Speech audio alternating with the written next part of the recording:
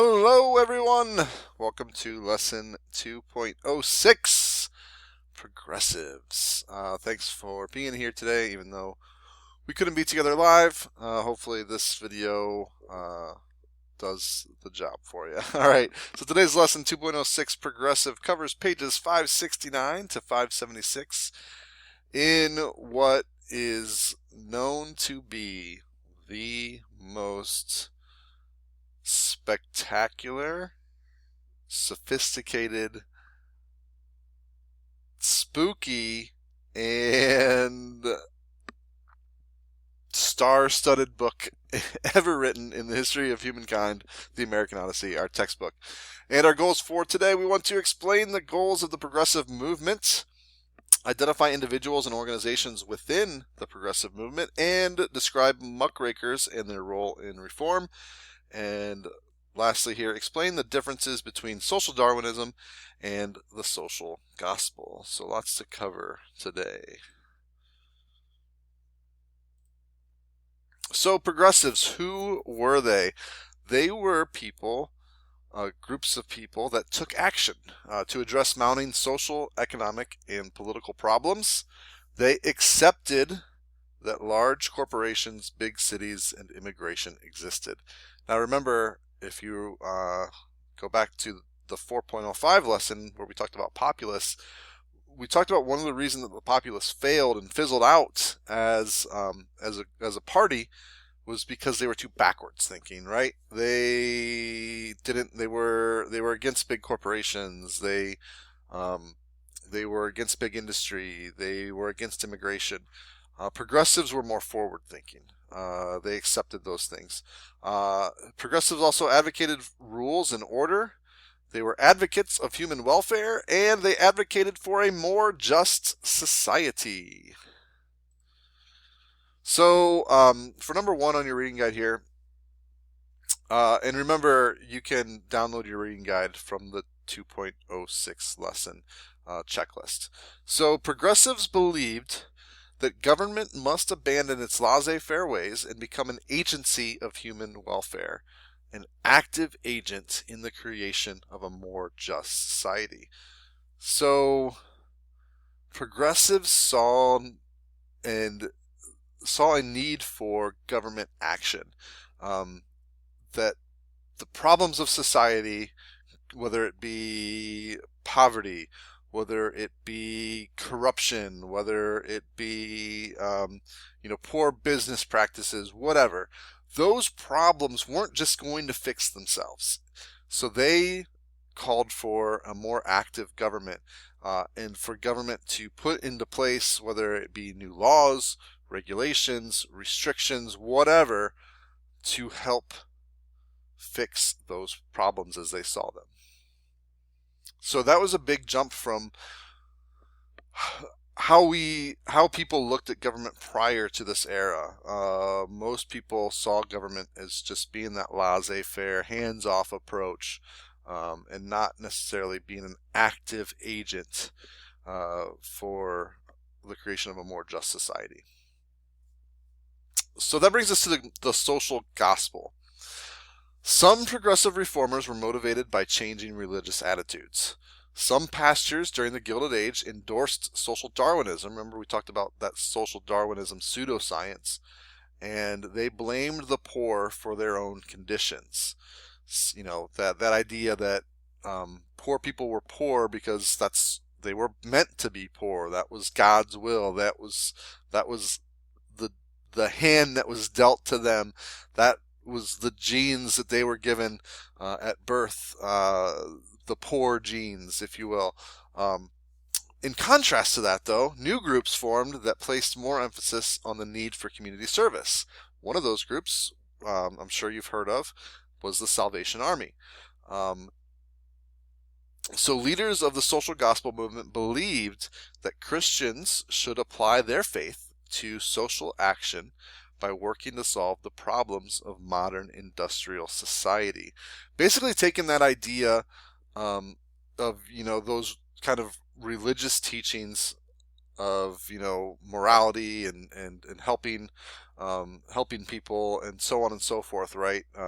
Most religions have that. This is specifically talking about Christianity, um, and applying that in practice to life. So like actually, you know, not just not just saying it or reading it or teaching it, but actually doing it. That's where like we mentioned here, or the organization like the Salvation Army. So pioneers of settlement houses were influenced by the social gospel. And so what was a settlement house? These were houses that were located in poor urban neighborhoods where the staff would provide things like education, nutritional aid, healthcare assistance, English language instruction, home economics instruction, arts and crafts. Uh, these settlement houses particularly helped new immigrants adapt to American society. Uh, Also helped the very poor to educate their kids and make sure they're receiving nutrition and things like that. So for number 3, we have the movements. We have the social gospel and the settlement house. Then the organization, Salvation Army, and Hull House was the most popular of settlement houses. Hull House was in Chicago. So the social gospel was started, or the Salvation Army was started by William and Evangeline Booth. And Hull House was started by Jane Addams and Florence Kelly. The goals of the Salvation Army was to preach the gospel of salvation and to promote social justice by providing food and shelter to the poor. And, if you've never heard of the Salvation Army for some reason, I'm sure you've seen the people ringing the bells at the holiday season in front of the grocery store or wherever. That's the Salvation Army collecting donations. So then the goals of Hull House and the Settlement House movement were to lift immigrants out of poverty, help immigrant women find jobs, ban sweatshops, regulate child labor, and inspect factories for abuses. So, as I've mentioned in the 2.05 lesson, we called this era the Gilded Age because there were a lot of problems that if you didn't necessarily look beneath the surface, you might not see. That's why it was termed the Gilded Age, right? So there became this group of investigative journalists that exposed a lot of these problems, and we called them muckrakers. The reason that they were called muckrakers is because an actual muckrake, what's shown here in this picture, is a tool for sifting through animal poop. So, if you work in an animal barn or whatever, you have to go through and sift the poop out so it doesn't stink, right? So that's what a muckrake was for. A muckrake was for sifting out poop. The reason that these investigative journalists became known as muckrakers was because effectively they were exposing or sifting through the poop of society. So, all that corruption in politics and business, or the whatever the social ill of the time, that was that poop that was being exposed by these journalists. Those journalists were literally exposing the poop of society. So the press began to use the label of muckrakers to the writers who used their words to expose corruption, fraud, and injustice, aka the poop of society. So some of the most famous muckrakers of the era were Ida Tarbell, pictured here. She exposed the poop that was the Standard Oil Company and the monopoly it had on the oil industry. So she described John D. Rockefeller's attempts to destroy competitors to his Standard Oil Trust. So she was literally exposing the poop of that monopoly. Lincoln Steffens, this dude with the Harry Potter glasses going on for him, he wrote about city and state political corruption. Again, remember yesterday or in the 2.05 lesson we talked about the Pendleton Act, right? And how that helped reform some political jobs from being corrupt. Well, there was still a lot of corruption within city and state at the city and state levels. A lot of poop for Lincoln Steffens to expose. We already mentioned this guy before in a previous lesson. His name is Jacob Riis. He exposed misery in the city slums. Remember, he had that book, How the Other Half Lives. He was a photographer, took a lot of those pictures inside of tenements. We looked at a few of those pictures where there was like 6 or 7 people in like a one-room apartment, basically. So yeah, he was exposing the poop of what it was like to live in the city slums. And we have probably the most famous muckraker, or at least the one that people seem to recognize the most from a name basis, and that is Upton Sinclair. Upton Sinclair wrote a little book called The Jungle. The Jungle wasn't about lions and tigers and snakes or whatever you might find in the jungle. The Jungle was about the meatpacking industry in Chicago. It's a disgusting book, and it's what our next lesson is going to talk about. But that book, The Jungle, helped inspire Congress to create the Food and Drug Administration, which set regulations on the food industry because literally he was exposing the poop in people's foods. Rat poop, dead rats, fingers, vomit, all types of lovely rusty nails, lovely things that were being mixed into the food that people ate every day. Yummy. All right, so if we were doing this live, I would give you whiteboard tools and you could draw me some pretty lines to match these muckrakers up to what they did. But you can see that here. And this is for number 5. You can pause this slide if you need to, but I'm going to skip right past it since I've already mentioned these people. So that's going to bring us to number 6, and you can fill in the blanks for number 6. So these are kind of what the progressive people that were progressive, the Progressive Party, what type of political reforms they were looking to enact. So they sought to bring democracy closer to the people by enacting a constitutional amendment that allowed for the direct elections of U.S. senators. We talked about this in 2.05. Senators used to be appointed by the governor of the state and not voted for directly by the people. Progressives wanted that changed. Populists wanted that changed. That was part of the Populist Party platform as well. They also passed measures enabling people to bypass the legislator and vote directly on proposed laws. This is going back several years now. It seems like almost a lifetime ago, but it's probably really only 10 or 12 years ago. Here in the state of Ohio, it used to be legal to smoke cigarettes in public places that allowed it. A law was proposed to ban that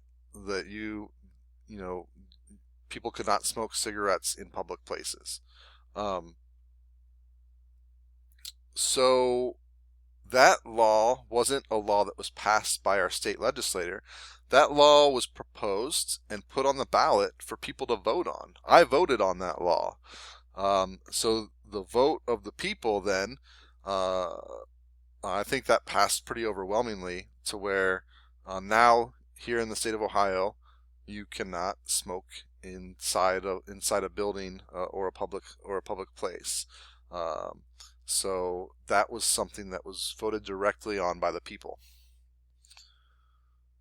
They also were convincing many states and municipalities to adopt measures for a recall election.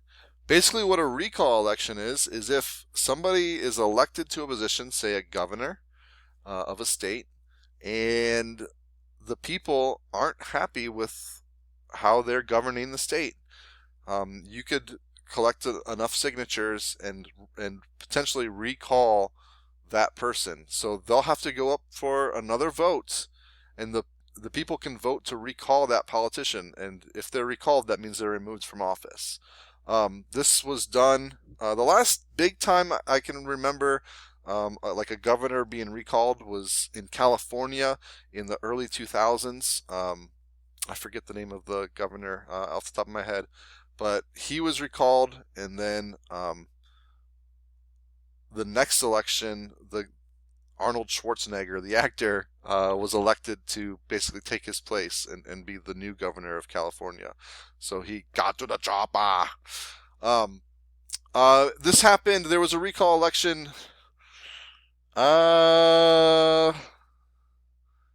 Maybe 6 years ago or so. Somewhere in that 4 to 6 years in Wisconsin, where their governor, Scott Walker, went through a recall election. However, he was not recalled, so he won that recall election, so he stayed in office. They also wanted to replace corrupt city councils with commissions and called for hiring professional city managers to replace mayors. So these were some more progressive political reforms. The 17th Amendment was eventually passed, which allowed for the direct election of U.S. senators who had previously been chosen by state legislators. The initiative, which allowed citizens to propose legislation and vote directly on whether to pass it into law. The referendum, which allowed voters to vote whether to approve or reject a law that was passed by the legislative body. And recall elections, like I've already mentioned, enabled voters to oust officials who violated the public trust. So progressive mayors joined with social activists to clean up city politics. This is for number 7. Some of those reforms enacted include the public ownership of utilities, better schools, improved sanitation, poop again, establishment of kindergartens, civil service reforms, and the 8-hour workday for city employees.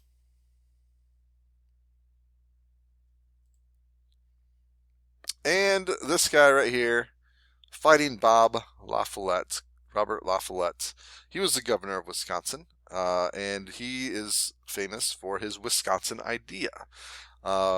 So he promoted bringing in experts to make the government more efficient.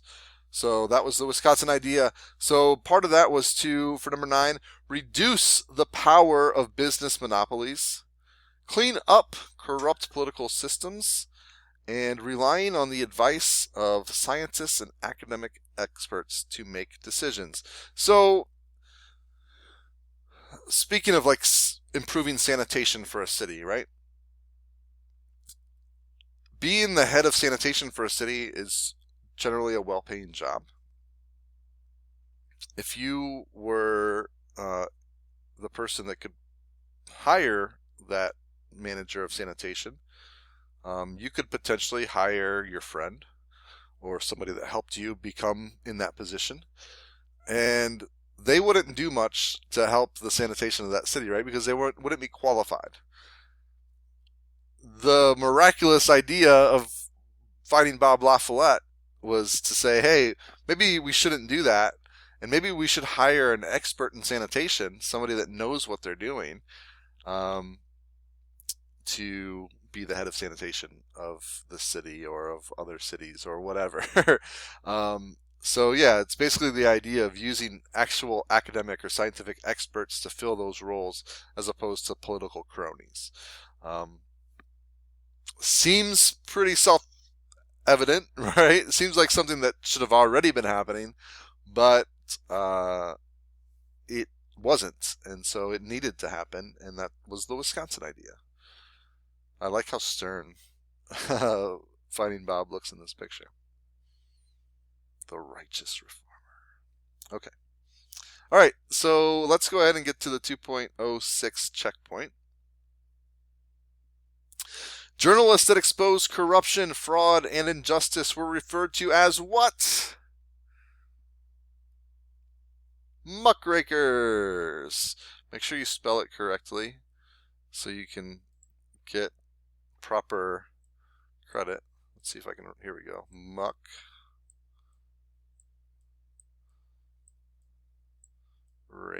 Uh-oh. I don't know what happened there. Muckrakers. So yeah, that